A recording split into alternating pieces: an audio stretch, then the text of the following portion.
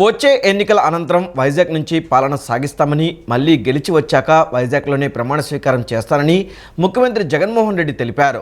విశాఖ అభివృద్ధికి అన్ని విధాలుగా కట్టుబడి ఉంటామని, వైజాగ్ నగరం అభివృద్ధి చెందుతుందన్నారు. వ్యవసాయానికి అధిక ప్రాధాన్యత ఇస్తున్నామని, హైదరాబాద్ కంటే మిన్నగా వైజాగ్ అభివృద్ధి చెందుతుందన్నారు. దేశంలోనే వ్యవసాయ రంగంలో ఏపీలో 70% వృద్ధి జరిగిందని, ఉత్పత్తి రంగంలో దేశంలోనే ఏపీ మెరుగ్గా ఉందన్నారు. విశాఖపట్నంలో జరుగుతున్న ఏపీ డెవలప్మెంట్ సదస్సులో ముఖ్యమంత్రి జగన్మోహన్ రెడ్డి పాల్గొన్నారు. ఈ సందర్భంగా ముఖ్యమంత్రి మాట్లాడుతూ విశాఖ నగరాన్ని అన్ని సౌకర్యాలతో అభివృద్ధి చేస్తున్నామని, విశాఖ స్టేడియాన్ని మెరుగ్గా నిర్మిస్తున్నామని చెప్పారు. విశాఖను ఎకనామిక్ గ్రోత్ ఇంజన్లా మారుస్తామని, భోగాపురం ఎయిర్పోర్టుకు కనెక్టివిటీని మెరుగు చేశామన్నారు. అభివృద్ధిలో విశాఖ నగరం దూసుకు వెళ్తోందన్నారు. రామాయపట్నం, కాకినాడ, మూలపేట, మచిలీపట్నం పోర్టులు కీలకమన్నారు. గత 5 ఏళ్లలో ఎన్నో సంక్షేమ కార్యక్రమాలు చేపట్టామని, ఏపీలో తలసరి ఆదాయం పెరిగిందన్నారు. ప్రతి సంక్షేమ పథకాన్ని పారదర్శకంగా అమలు చేస్తున్నామని, డీబీటీ పద్ధతి ద్వారా నేరుగా లబ్ధిదారులకు నగదును అందజేస్తున్నామని చెప్పారు. ఏపీలో మహిళల అభివృద్ధికి ప్రభుత్వం కృషి చేస్తుందన్నారు. సముద్ర తీరంలో పోర్టులను అభివృద్ధి చేస్తున్నామని, ఏపీలో నిరుద్యోగం తగ్గింది, ఉపాధి అవకాశాలు పెరిగాయన్నారు. చిన్న మధ్య తరహా పరిశ్రమలతో 30 లక్షల ఉద్యోగాలు వచ్చాయని, స్వయం ఉపాధి అవకాశాలు మెరుగయ్యాయని చెప్పారు. స్వయం సహాయక బృందాల పెండింగ్ రుణాలను మాఫీ చేస్తామని తెలియజేశారు. Everybody should keep this in mind, understand this reality. Now moving further, Vizag would have to develop. I'm assuring you, case is going on, we have so many people trying to oppose everything. But I'm assuring you, post-election, my stay would be in Vizag.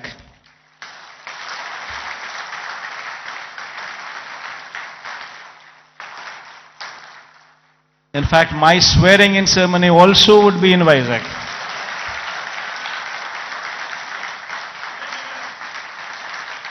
This is my commitment to Vizag. And now, what is the vision for Vizag? See, we need to have 10-year vision. We would have to own this city, christen the city as executive capital, become part of the city, and have a 10-year vision. You know, we need to have a roadmap which is workable, which is doable. It cannot be a roadmap where we just dream big but yet achieve nothing, because it is impractical. Not so. We need to have a practical solution, we need to have a practical approach, and we need to have a vision which is realizable in 10 years' time. Of course, this vision is one vision which cannot be alone done by the state government. It would have to be the state government, it would have to be the central government, it would have to be a PPP model, it would have to be encouraging private people also to become part of the vision. అధికారంలోకి వచ్చాక వాలంటీర్లను తొలగించమని చంద్రబాబు ప్రకటించారు. వారు వైసీపీకి సేవ చేయొద్దని సూచించారు. TDP కార్యకర్తలను వేధించిన వారిని విడిచిపెట్టే ప్రసక్తే లేదని హెచ్చరించారు. వైఎస్ వివేక హత్యపై తాను చర్చకు సిద్ధమని, పూటకో మాట మారుస్తూ పిల్లిమొగ్గలేస్తుంది ఎవరని చంద్రబాబు మండిపడ్డారు. టీడీపీ జనసేన కలిసింది స్వార్థం కోసం కాదని, రాష్ట్రాన్ని రక్షించుకునేందుకు అని చంద్రబాబు అన్నారు. టీడీపీ జనసేన కలిసింది స్వార్థం కోసం కాదని, రాష్ట్రాన్ని రక్షించుకునేందుకు అని చంద్రబాబు అన్నారు. నిన్న సత్యసాయి జిల్లా పెనుకొండలో రా కదిలిరా బహిరంగ సభలో ఆయన కీలక ప్రసంగం చేశారు. రాష్ట్రాన్ని కాపాడుకోవాలని ప్రజలంతా అంటున్నారని బాబు పేర్కొన్నారు. అహంకారంతో రాష్ట్రాన్ని విధ్వంసం చేసిన వ్యక్తిని ఇంటికి పంపాలని పిలుపునిచ్చారు. అనంతపురం జిల్లాకి కియా పరిశ్రమ తెచ్చి 1000 మందికి ఉపాధి కల్పించామని, 2014లో ఈ ప్రాంతం ఎలా ఉంది, ఇప్పుడు ఎలా ఉందని ప్రశ్నించారు. కియాలో ఇప్పటి వరకు 12 లక్షల కార్లు తయారయ్యాయని, కియా వల్ల ప్రత్యక్షంగా పరోక్షంగా 50,000 మందికి ఉద్యోగాలు వచ్చాయని తెలియజేశారు.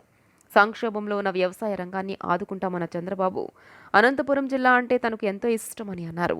అత్యంత తక్కువ వర్షపాతం ఉన్న అనంతపురం జిల్లాను సస్యశ్యామలం చేయాలని సంకల్పించామని పేర్కొన్నారు. అయ్యా జగన్మోహన్ రెడ్డి, ఇరిగేషన్ గురించి ఒక్క మాట మాట్లాడావా? నువ్వు ఒక్క మాట మాట్లాడలేదు. ఒక్క లిఫ్ట్ ఇరిగేషన్ గురించి ప్రస్తావించలేదు. రాయలసీమకు ఏ పెట్టుబడి తెచ్చాడో చెప్పలేదు. నేను అడుగుతున్నా ఇప్పుడు, నేను సిద్ధం అంటున్నాడు. నువ్వు ఓడిపోవడానికి సిద్ధం. తెలుగుదేశం జనసేన ఎప్పుడైతే అలయన్స్ లోకి వచ్చామో ఆ రోజే రాష్ట్రంలో డిసైడ్ అయిపోయింది, గెలిచేది తెలుగుదేశం జనసేన, ఓడిపోయేది వైఎస్ఆర్ కాంగ్రెస్ పార్టీ. ఎన్నికల రోజుకి డిపాజిట్ కూడా రావు. అవునా కాదా అని మిమ్మల్ని అడుగుతున్నా. మీరు ఒకసారి చూస్తే సిద్ధమని ఊరూరులో కట్అవుట్లు పెట్టాడు, 1000 కోట్లు ఖర్చు పెట్టాడు. రాయలసీమకి ద్రోహం చేసే పరిస్థితికి వచ్చాడు. సీఎం జగన్ విధానాలతో విసుగు చెంది తన మంత్రి పదవికి వైఎస్ఆర్సీపీ పార్టీకి రాజీనామా చేస్తున్నట్లు కార్మిక శాఖ మంత్రి గుమ్మనూరు జయరాం ప్రకటించారు. గత 2 ఏళ్లుగా సీఎం జగన్ శిల్పంగా మారి సజ్జల ధనుంజయ రెడ్డి అనే 2 పూజారులు చెప్పిందే చేస్తున్నారంటూ మండిపడ్డారు. నగరంలోని ఎల్ఐసి కాలనీ తన క్యాంపు కార్యాలయంలో కార్మిక శాఖ మంత్రి గుమ్మనూరు జయరాం మీడియా సమావేశాన్ని నిర్వహించారు. తాను వైఎస్ఆర్సీపీ ప్రాథమిక సభ్యత్వంతో పాటు ఎమ్మెల్యే, మంత్రి పదవులకి రాజీనామా చేస్తున్నట్లు వెల్లడించారు. నేడు మంగళగిరిలో టీడీపీ ఆధ్వర్యంలో నిర్వహిస్తున్న జయహో బీసీ సభలో చంద్రబాబు సమక్షంలో ఆ పార్టీలో చేరనున్నట్లు వివరించారు. సీఎం జగన్ విధానాలతో విసుగు చెందానని గుమ్మనూరు విమర్శించారు. కొంతకాలంగా జగన్ తీరుపై తీవ్ర అసంతృప్తితో ఉన్నట్లు చెప్పారు. జగన్ విధానాలతో విసుగు చెంది తాను రాజీనామా చేస్తున్నట్లు పేర్కొన్నారు. వచ్చే ఎన్నికల్లో తన సొంత నియోజకవర్గం గుంతకల్ నుంచి టీడీపీ తరపున పోటీ చేస్తానని చెప్పారు. గత 2 ఏళ్లు సీఎం జగన్మోహన్ రెడ్డి గుడిలో శిల్పం మాదిరిగా మారిపోయారని మంత్రి జయరాం విమర్శించారు. తాడేపల్లిలో 2 పూజార్లు సజ్జల ధనుంజయ రెడ్డి చెప్పిందే జగన్ చేస్తున్నారని, స్వంతంగా ఏ నిర్ణయం తీసుకోలేకపోతున్నారని జయరాం విమర్శించారు. ఆర్మూర్ నియోజకవర్గానికి నిధులు కేటాయించకపోవడంతో ఎటువంటి అభివృద్ధి చేయలేకపోయారన్నారు. అభివృద్ధి చేయలేదన్న భావన నా మనసులో తీవ్రమైన బాధను కలిగిస్తోందని, అందుచేత పార్టీ వీడాల్సిన పరిస్థితి వచ్చిందని మంత్రి గుమ్మనూరు జయరాం స్పష్టత ఇచ్చారు. స్టార్టింగ్లో నేను రాజకీయంగా నేను వచ్చేటప్పుడు కూడా నాకు ఎంపీ పదవులు ఉన్నప్పుడు కూడా నాకు ఈ ఎంపీ పదవులు వద్దు, నాకు ఏదైనా నాకు ఎమ్మెల్యే పదవి కావాలని చెప్పి ఆ రోజుల్లో వచ్చాను. ఈరోజు కూడా నాకు ఎంపీ పదవి వద్దని చెప్పేసి, నేను ఎంపీ పదవి మీరు కర్నూలు ఎంపీ పదవిగా మీరు పోవాలని చెప్తే నాకు అది లేదన్నా, ఆ పదవి నేను అలంకరించేదానికి నా మనసు ఒప్పుకోవడం లేదు. అదేవిధంగా నా నియోజకవర్గ ప్రజలు కూడా నాకు ఒక కుటుంబంలోకి ఒక అన్న, పెద్ద అన్నగా మా దగ్గర ఉంటేనే మాకు న్యాయం జరుగుతుంది కాబట్టి నువ్వు పోవద్దని చెప్పి మా ప్రజలు అందరూ కూడా చెప్పిన విధంగా నేను ఈరోజు పోయలేక పరిస్థితిలో ఈరోజు ఈ పార్టీని వాళ్ళు ఎంపీకి పోవన్నందువల్ల నాకు ఎంపీ నాకు అవసరం లేదు.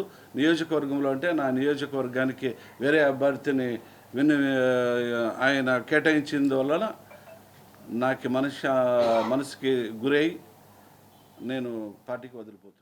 కేంద్రంలో నరేంద్ర మోదీ ప్రభుత్వం సమర్థవంతంగా అమలు చేస్తున్న సంక్షేమ పథకాలకు ఆకర్షితులై అనేక మంది భారతీయ జనతా పార్టీలో చేరుతున్నట్లు AP BJP chief Daggubati Purandeswari పేర్కొన్నారు. సినీ నిర్మాత చింతపల్లి రామారావు, ఆయన అనుచరులు పార్టీలో చేరడం సంతోషంగా ఉందని, వారికి పార్టీలో తగిన ప్రాధాన్యతను కల్పిస్తామన్నారు. నగరంలోని సీతారామపురం రాష్ట్ర భారతీయ జనతా పార్టీ రాష్ట్ర కార్యాలయంలో రాష్ట్ర బీజేపీ అధ్యక్షురాలు దగ్గుబాటి పురంధరేశ్వరి సమక్షంలో ప్రముఖ సినీ నిర్మాత చింతపల్లి రామారావు, ఆయన అనుచరులు కాషాయ కండువా కప్పుకున్నారు. చింతపల్లి రామారావు పార్టీలోకి రావడం సంతోషంగా ఉందని, రానున్న రోజుల్లో మరింత మంది పార్టీలో చేరుతారని స్పష్టం చేశారు. దేశంలో ఎటువంటి అవినీతి లేకుండా అన్ని రంగాలను అభివృద్ధి చేసిన ఘనత ప్రధాని నరేంద్ర మోదీకి దక్కుతుందన్నారు. ప్రజలకు నరేంద్ర మోదీ చక్కటి పరిపాలన అందిస్తున్నారని చింతపల్లి రామారావు కొనియాడారు. పార్టీలో చేరడం సంతోషంగా ఉందని, పార్టీ అభివృద్ధి కోసం తాను సాయశక్తులా పనిచేస్తానని చింతపల్లి రామారావు స్పష్టం చేశారు. నిజంగా కష్టించి పార్టీకి సేవ చేసినట్లయితే కార్యకర్తలకి ఇక్కడ గుర్తింపు ఉంటుంది అనేటువంటి విషయాన్ని గమనించి ఈ పార్టీలో ప్రతి కార్యకర్తకి న్యాయం జరుగుతుంది అనేటువంటి దృఢ విశ్వాసంతో, ఎందుకంటే ఇతర పార్టీలో మనం చూస్తున్నాం అక్కడ వారసత్వానికి, అదేవిధంగా అంగబలం, రెండోది డబ్బు, ఈ రెండింటికి కూడా అక్కడ ప్రాధాన్యత ఉన్నటువంటి సందర్భంలో నిజంగా కార్యకర్తల్ని గౌరవించి వారికి గుర్తింపించేటువంటి పార్టీ భారతీయ జనతా పార్టీ మాత్రమే అని గమనించి ఈరోజు పెద్ద సంఖ్యలో చేరికలు జరగటం మనమందరం గమనించినటువంటి విషయం. వైసీపీ అధికారంలోకి వచ్చినప్పటి నుంచి విధ్వంసకర పాలనతో ప్రజలను అనేక ఇబ్బందులు పెట్టారని తెలుగుదేశం జాతీయ ప్రధాన కార్యదర్శి నారా లోకేష్ ధ్వజమెత్తారు. విధ్వంస పాలనతో ప్రజల ఆశలకు జగన్ గండి కొట్టారని లోకేష్ మండిపడ్డారు. ఉత్తరాంధ్రకు పూర్వ వైభవం తెస్తామని స్పష్టం చేశారు. ఉండవల్లి పార్టీ కార్యాలయంలో శృంగవరపు కోటకు చెందిన వైసీపీ నేతలు లోకేష్ సమక్షంలో నిన్న తెలుగుదేశం తీర్థం పుచ్చుకున్నారు. ఉండవల్లిలో ఎమ్మెల్సీ రఘురాజు భార్య సుధారాణి సహా 150 మంది వైసీపీ ముఖ్య నేతలు తెలుగుదేశంలో చేరారు. వీరిలో 15 మంది సర్పంచ్లు, 17 మంది ఎంపీటీసీలు, 5 కన్వీనర్లతో సహా 150 మంది పార్టీ ముఖ్య నేతలను పసుపు కండువాలు కప్పి లోకేష్ పార్టీలోకి ఆహ్వానించారు. విధ్వంస పాలనతో ప్రజల ఆశలకు జగన్ గండి కొట్టాడని లోకేష్ ధ్వజమెత్తారు. ఉత్తరాంధ్రకు పూర్వ వైభవం తెస్తామని స్పష్టం చేశారు. ముఖ్యమంత్రి జగన్ ఒంటెద్దు పోకడలు భరించలేక జిల్లాలకు జిల్లాలే వైసీపీ ఖాళీ అవుతున్నాయని దుయ్యబట్టారు.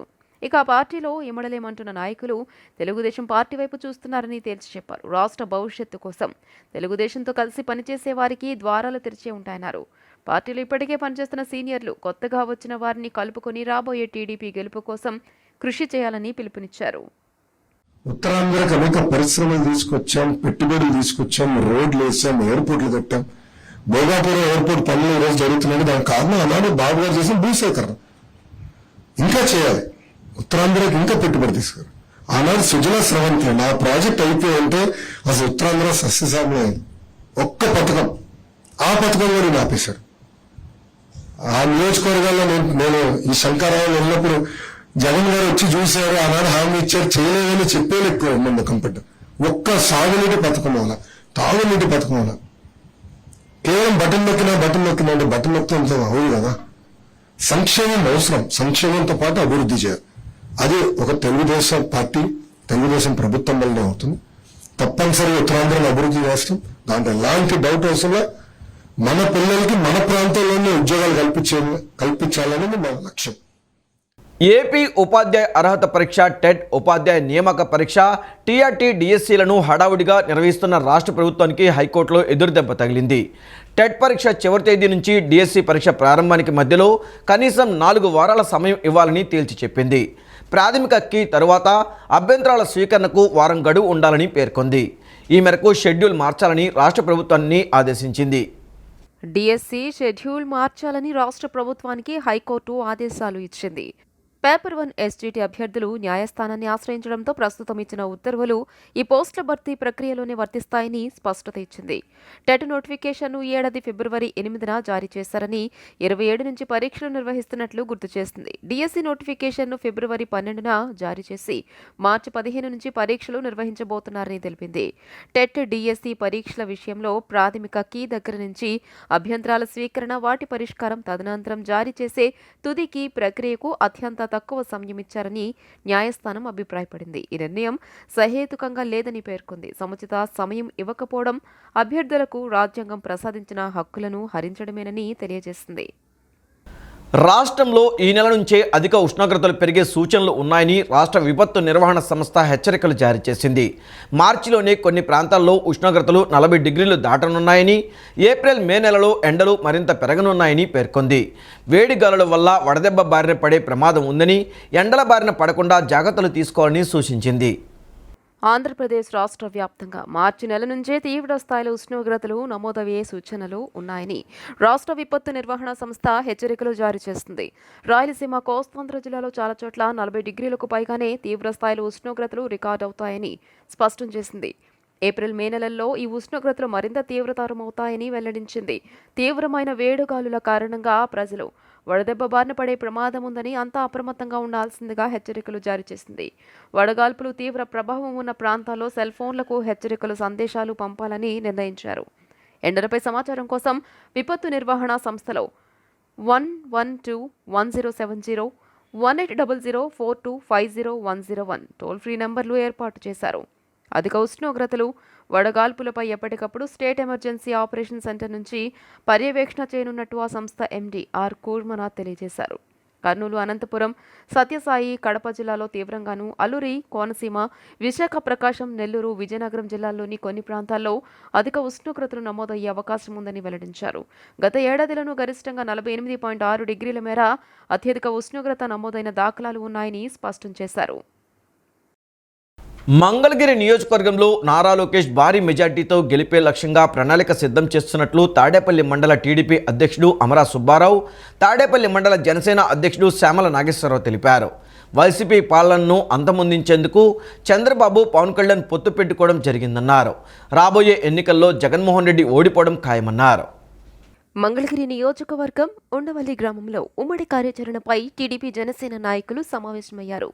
సమావేశంలో తాడేపల్లి మండల టీడీపీ అధ్యక్షుడు అమర సుబ్బారావు, తాడేపల్లి మండల జనసేన అధ్యక్షుడు శ్యామల నాగేశ్వరరావు మాట్లాడుతూ మంగళగిరి నియోజకవర్గానికి తాను ఏమీ చేయలేదని, తనను మోసం చేశారని స్వయంగా ఎమ్మెల్యే ఆళ్ల రామకృష్ణారెడ్డి విలేకరుల సమావేశం నిర్వహించి చెప్పారన్నారు. రాజధాని గతంలో ఒప్పుకున్నాం, జగన్మోహన్ రెడ్డి కూడా అసెంబ్లీ సాక్షిగా రాజధాని ఇక్కడే అని అన్నారు. తర్వాత రాజధానిని అభివృద్ధి చేయలేదని చెప్పిన ఆళ్ల ఇప్పుడు జగన్మోహన్ రెడ్డిని ఎలా పొగుడుతున్నాడని ప్రశ్నించారు. ఎస్సీలకు ఉన్న 27 సంక్షేమ పథకాలను జగన్ రద్దు చేశారని, అన్నా క్యాంటీన్ను ఎత్తివేశారని, రాష్ట్రానికి రాజధాని లేకుండా చేశారన్నారు. అనేక మంది వైఎస్ఆర్సీపీ ఎమ్మెల్యేలు టీడీపీ జనసేనలో చేరడానికి క్యూ కడుతున్నారన్నారు. వైసీపీ ఓడిపోతుందని రాష్ట్ర ప్రజలందరికీ, ఆఖరికి జగన్మోహన్ రెడ్డికి కూడా అర్థమైందన్నారు. ఈ కార్యక్రమంలో ఉండవల్లి టీడీపీ గ్రామ అధ్యక్షుడు గాదే శ్రీనివాసరావు, జనసేన గ్రామ అధ్యక్షుడు రాజా రమేష్తో పాటు టీడీపీ జనసేన నాయకులు పాల్గొన్నారు. ఈ రాష్ట్ర ప్రజలందరూ తెలుసుకున్నారు. అంతేకాదు అనేక మంది వైసీపీ నుంచి ఎమ్మెల్యేలు ఇవాళ క్యూ కడుతున్నారు. పొత్తులో ఉన్న జనసేనలోకి కానీ టీడీపీలోకి కానీ ఎంపీలు అనేక మంది ఇవాళ టీడీపీలో చేరారు, కొంతమంది జనసేనలో చేరారు. ఈ రాష్ట్ర ప్రజలందరికీ అర్థమైంది. ఆఖరికి జగన్మోహన్ రెడ్డికి కూడా తెలుసు నేను ఓడిపోతున్నాను 175 స్థానాలని. కానీ మేకపోతు గాంభీర్యం, ప్రజల్ని ఇంకా మోసం చేయాలని అనేక అసత్య ప్రచారాలు 2019లో ఏదైతే చెప్పారో అయ్యే ప్రచారాలు మళ్ళీ మూటగట్టుకొని ప్రజల్లోకి వస్తున్నారు. ప్రజలందరూ కూడా తిరస్కరిస్తారు. 2024లో టీడీపీ జనసేన ఇక్కడ మనం ఈ గ్రామంలో ఉన్నటువంటి ఓటర్స్ని మనం అందరికి దగ్గరికి 4-3 సార్లైనా తిరిగి మనం ఎటువంటి సమస్యల మీద ఇక్కడ పోరాడామో వాటన్నింటినీ ప్రజలకు తెలియజేసుకొని ఇక్కడ అత్యధిక మెజారిటీ వచ్చేటట్టు మేము కృషి చేస్తామని జనసేన టీడీపీ ఐక్యతగా పనిచేసి ఇక్కడ ఉన్నటువంటి అభ్యర్థి అయినటువంటి నారా లోకేష్ గారికి అత్యధిక ఓట్ల మెజారిటీ తీసుకొస్తామని ఈ సందర్భంగా తెలియజేసుకుంటూ ఇలాగే ప్రతి గ్రామంలో ఆత్మీయ సమావేశాలు ఏర్పాటు చేసుకొని మండలంలోనే నియోజకవర్గంలో ఉన్నటువంటి తాడేపల్లి మండలాన్ని ముందుకు నడిపిస్తామని ఈ సందర్భంగా తెలియజేసుకుంటాం. బ్రాహ్మణుల సంక్షేమానికి ప్రభుత్వం పాటుపడుతుందని ఆంధ్రప్రదేశ్ బ్రాహ్మణ కోఆపరేటివ్ క్రెడిట్ సొసైటీ అధ్యక్షుడు అమ్మా ప్రసాద్ అన్నారు. గాంధీనగర్ ప్రెస్ క్లబ్లో నిన్న నిర్వహించిన విలేకరుల సమావేశంలో మాట్లాడారు. సొసైటీ ద్వారా ఇళ్ల స్థలాలు కొనుగోలు చేసే వారికి కొత్తగా రుణాలు అందిస్తున్నామని చెప్పారు. పిల్లల చదువుకు విద్యా రుణాలు, అర్చక వందనం పేరుతో ప్రధాన ఆలయాల్లో పనిచేసే అర్చకులకు రుణాలు అందిస్తున్నట్లు చెప్పారు. ఏపీ ట్రైకార్ చైర్మన్ సురేంద్ర మాట్లాడుతూ గిరిజనుల సంక్షేమానికి ప్రాధాన్యం ఇస్తున్నట్లు చెప్పారు. వైకాపా రాష్ట్ర కార్యదర్శి తేజ కూడా ఈ కార్యక్రమంలో పాల్గొన్నారు. విజయవాడ కనకదుర్గమ్మ గుడికి సింహాచలంలో ఉన్నటువంటి వాళ్ళకి అందరికీ కూడా పూజారులందరికీ లోన్లు ఇస్తున్నాం. బ్రాహ్మణులందరినీ కూడా మీరు ప్రాపర్ ఐడియాలజీతో, ప్రాపర్ ఆలోచనలతో మీరు ముందుకు రండి. మా సంస్థలో డబ్బు ఉంది, ఇవ్వటానికి మేము సిద్ధంగా ఉన్నాం. కఠినమైనటువంటి నియమ నిబంధనలు లేకుండా సులభతరంగా లోన్ ఇస్తాం. బ్యాంకుల చుట్టూ లోనుకు తిరగాలంటే చెప్పులు అరిగిపోవాలి, మాకు చొక్కా నలగకుండా లోన్ ఇస్తాం. మేము బ్రాహ్మణులందరినీ కూడా సద్వినియోగం చేసుకోమని ఈ జగన్మోహన్ రెడ్డి గారు నాకు ఈ పదవి ఇచ్చినందుకు ధన్యవాదాలు తెలియజేస్తూ, ఈ సొసైటీ యొక్క రికవరీ రేటు బాగున్నందుకు బ్రాహ్మణోత్తములందరినీ కూడా శిరస్సు వంచి నమస్కరిస్తూ మంచి మంచి వ్యాపారాలు పెట్టుకోండి. వృత్తి ముఖ్యమే, వృత్తిని గౌరవించాలి. ప్రతి వృత్తిని కమ్మరి కుమ్మరి ఏ వృత్తినైనా వృత్తి లేకపోతే మనుగడ లేదు, దేశానికే మనుగడ లేదు. కానీ దాని మీదే పూర్తిగా ఆధారపడకుండా ఆర్థికంగా ఎదగడానికి బ్రాహ్మణులందరూ ప్రయత్నించాలని, దానికి మా కోఆపరేటివ్ క్రెడిట్ సొసైటీ అండగా ఉంటుందని. ఈ వార్తలు ఇంతటితో సమాప్తం. నమస్కారం.